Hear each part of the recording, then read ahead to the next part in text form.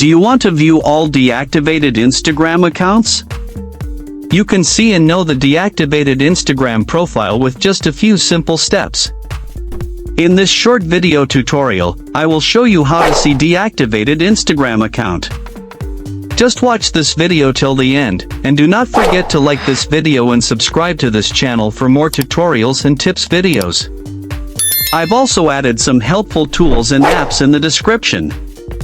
Check them out after watching this video. To see deactivated Instagram accounts, first, open the Instagram app on your mobile device. Once you are on Instagram, tap on your profile picture at the bottom right of the screen. Now, you are on your Instagram profile. Here, you will see your posts, followers, following, and more.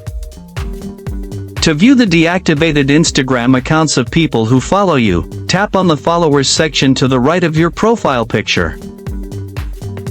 Here, you will see a list of all the people who follow you.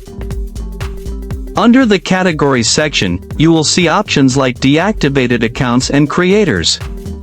Tap on deactivated accounts. Now, you will see a list of followers whose accounts are currently deactivated. From here, you can choose to remove these accounts from your followers.